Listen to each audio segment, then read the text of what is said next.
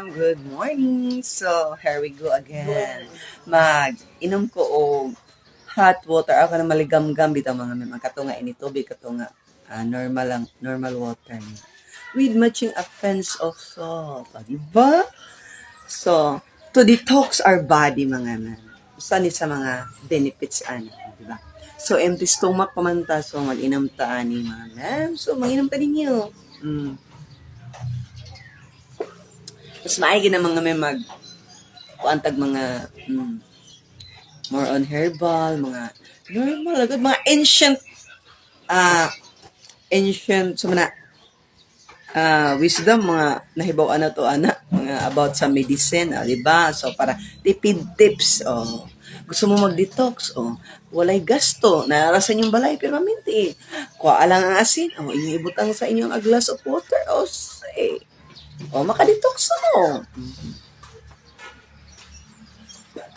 No need na nga mo gasto ta og mga pila ka thousand of money para lang to detox our body. Tips number 1, diba? Kuan, tanawa di. Una mga ma'am, nag-detox ko. Normal kayo. Bago pa ko nagmata mga ma'am, pa ko hilamos. Nagatubang na diri sa camera. So, I notice nga medyo akong skin nagkuhan mga ma'am. So, sinaw-sinaw. Nag-glowing skin siya. Without magbutang og mga kuan diha. Colarote, sa kanila mga cream.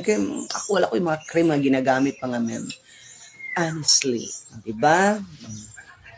Mas may itong natural beauty. Kasi, pay gasto, ang kuan na di ta maggamit og mga mahalon. Kay mga buslot na tumbo sa kay buslot na pudaan.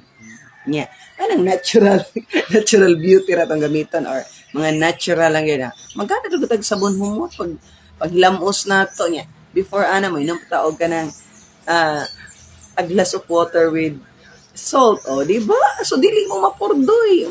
Mga tips, beauty tips, and healthy tips. Di ba, mga ma'am? So, babu, kayo matiwas akong inom sa akong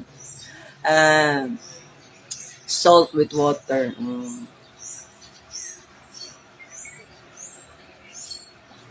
Happy Wednesday, mga ma'am.